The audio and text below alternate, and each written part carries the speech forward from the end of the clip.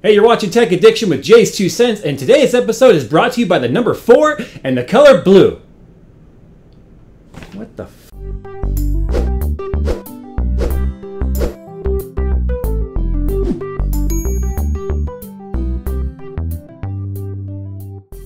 Hey everybody, thanks for watching. Tech Addiction is going to be a new series that I'm going to do every single Friday where I discuss cool and interesting things that are happening in the technology world. Anything regarding PCs, PC gaming, cell phones, or just plain bizarre, I want to talk about it. And right off the bat, I want to talk about the fact that AMD has announced that it is no longer going to be making desktop performance processors once PileDriver is released. So unfortunately, if you're an AMD fan like I am, this is the end of the road.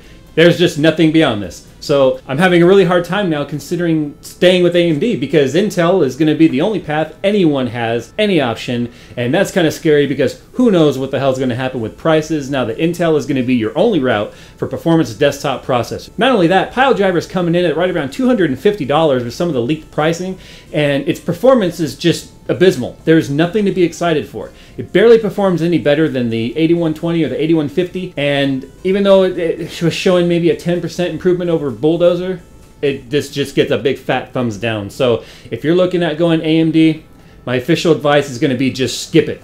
Don't even bother. And on the path of Intel, Intel has also announced an entire line of processors that are going to be discontinued. That's right, Sandy Bridge, the most popular selling processor in the world of any manufacturer, is going to be chopped. March of 2013, you'll no longer be able to order any of the retail package processors when it comes to the Sandy Bridge line. That's the 2500K, 2600, 2700, the lower end than that, no more. And if you're going to get what they call their sleeve packaging, or the OEM, which is just the chip, no fan, no box, nothing, you can order that up until September of 2013. So you have another year, but I have a feeling that supply is going to be extremely low because they're no longer going to be doing any more manufacturing of it. So if you want it, or you're thinking about upgrading or pulling the trigger on a Sandy Bridge processor to save some money over Ivy Bridge, I recommend you do it now because who knows what the supply line is going to be like come 2013. Video card news, the Sapphire HD 7970 6GB Vapor X edition, whew, that's a lot of words, was just benchmarked and released. And it features this really interesting cooling design. This is what they have to say about it. The basic premise is that pure water is used to transfer the heat load away from the core through vaporization, where it is cooled and condenses back into a liquid state. At this point, the liquid returns to the heat source through capillary action in the wicking medium to follow the process again. What allows the water to vaporize at low temperatures is that the vapor chamber works in a very low pressure state, allowing the water to vaporize earlier than normal. So basically what it means is that the water above the processor is going to get hot, turn into a vapor. The air is going to flow over the heat sink, take the vapor away. It's going to cool off again, turn back into water, and then it's going to get hot again, turn into vapor. The fan's going to come and blow the air away. That actually sounds pretty gimmicky to me. I don't know about you. I'm into water cooling, but I don't know if I'm into vapor cooling. So how did that new 7970 beast of a card actually match up against some of the other NVIDIA models like the GTX 680? It didn't do very well, folks. It was beaten in Haven, Battlefield 3, Batman Arkham Asylum. It did win in Dirt 3 and Metro 2033. 2033 is poorly optimized, which is great because usually the AMD cards are somewhat poorly optimized too. And Dirt 3 is actually sponsored by AMD, so, you know, might be a little bit of shenanigans going on there. Unfortunately, the card costs $600 and it's being beaten by the reference GTX 680 at $100 less. So if you're an AMD fan and you really want the flagship card, this is going to be for you. I can't recommend it. Go GTX 680. It's what I've got sitting right over there. And it's what I'm going to continue to use until something better comes along. And even then, I might not get rid of this thing because I love my graphics card. This thing's amazing. Speaking of GTX, Gigabyte came out with a brand new GTX Super Overclock, and they said that this is the fastest factory overclock there is of any GTX 680 on the market. So the good boys over at the overclockersclub.com took that model, threw it up against the MSI GTX 680 Lightning, and wanted to see how it compared. And guess what? Once again, it did not hold up. So if you're looking at getting yourself a high-end NVIDIA card, I highly recommend going with the MSI GTX 680 Lightning. It does cost about $40 more than the Gigabyte, but you also are going to get the fastest card with the most overclocking ability, and it definitely gets a thumb up for me. So the iPhone 5 came out. Everyone was happy. It's the new Jesus phone. I want one. I waited, but I want one. I have an iPhone 4S, but guess what? Thousands of people have reported that their iPhone 5 came out of the box scratched. What is Apple doing about it? They said, Aluminum scratching on anodizing surfaces is completely normal, where the bare color of aluminum will show through scratches. Yeah, no shit. However, do you think it should come out of the box pre-scratched? Are you considering this like pre-shrunk clothing? Are you just doing it for us, getting it out of the way so we no longer, get a heart attack and go, the first time we drop our phone or it gets a scratch or our kid, takes a key to it or something? I don't know, Apple. Kind of reminds me of Antenna Gate with the official, just don't hold it that way from Steve Jobs, but, Now, how can you mention the iPhone without talking about the Galaxy S3? I actually have a Galaxy S3 that's provided to me through work. It's a great phone. It's really big. I don't like the way it feels in my hand. That's what she said. But I have a problem with my phone. It likes to just randomly reset itself. If I set it down on the table, boom, it turns off. Resets. What? Okay, it's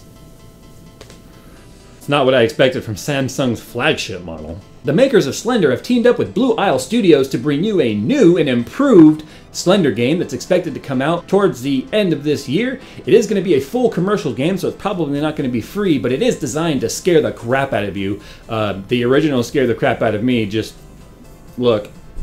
It's like we're going to scare the crap out of you. Ah! Are you kidding me? But it's going to be using a lot higher graphics. It actually looks a lot like the old Source engine, but they promise that there's going to be more levels, there's a storyline, an objective to it, and it's guaranteed to deliver an extreme scare. So I'll be looking forward to that one. I do like Slender, even though it scares the crap out of me. But when that comes out, I'll be sure to do a live stream and maybe a video review of it, and maybe once again you'll catch something epic. Coming out on all gaming platforms on October 30th is Assassin's Creed 3. I am extremely looking forward to this game. I am a big fan of the Assassin's Creed franchise, and this one takes place in the 1700s, and you are helping George Washington with the Revolutionary War. You get to go through some factual, historical events that have taken place in American history, like the Boston Tea Party, and I think they even mentioned the signing of the Declaration of Independence or something like that. But it's mixed in with a lot of fiction in order to bring a, tomahawk-toting assassin into the equation here. But the graphics on this game look absolutely intense. I cannot wait for this game to come out. I will be buying it, I will be playing it, I will be reviewing it, and I will be sleeping with it.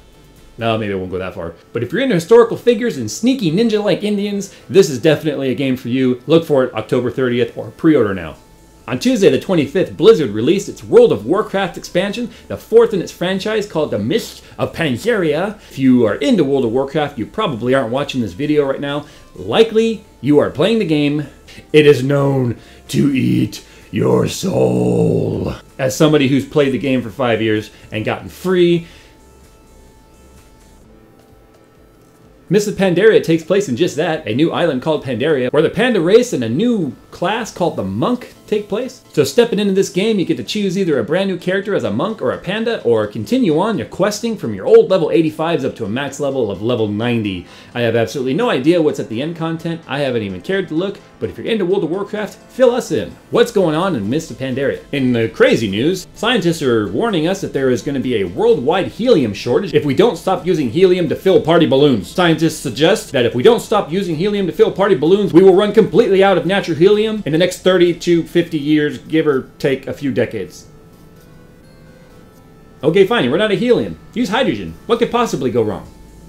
New York City is reporting that the theft of Apple devices has 40% increased since the iPhone 5 is launched, particularly in their subway system. From January 1st of this year until now, there have been 11,447 robberies involving Apple products. I know that Samsung was really mad about losing that patent suit, but I think they've really taken things too far this time.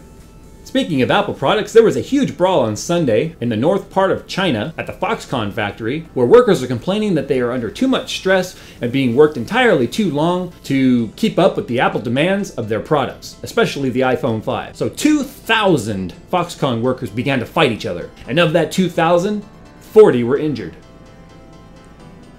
How do you have 2,000 people fighting and only 40 are injured? Maybe it was a Guinness Book World Records attempt at the largest pillow fight in the world. Alright guys, that's today's show, but what I want to do when I close out every show every week, I want to feature a stupid criminal that did something that involved technology. And this week we're going to feature Donald Goodrich, who got his iPhone 5 and loaded up his Bust a Cap in That Ass app and was very upset that the dimensions did not match the new screen. So he marched into his local Apple store, went up to the Genius Bar and demanded that they fix his phone so that it fills the entire screen. And when the Genius Bar associate told him that there's nothing they could do about it, that it was up to the app developer to make it fit the new screen, he said, "Fix my phone or the iPhone gets it. If you don't fix my phone, I'm going to pull out my 9mm and I'm going to bust a cap in my iPhone right here." So what's he do? He opens up his jacket and displays his 9mm. He is now doing time for aggravated mischief and concealed weapons charges. Donald Goodrich, you are technology's dumbass of the week. Alright guys, that's all for today. If I missed something that you would like to talk about, or it's just generally funny or involves technology, put it down into the comments below. And if you haven't already subscribed to me, subscribe right here. And follow me on Twitter for the latest news on what I'm doing on YouTube. Take care.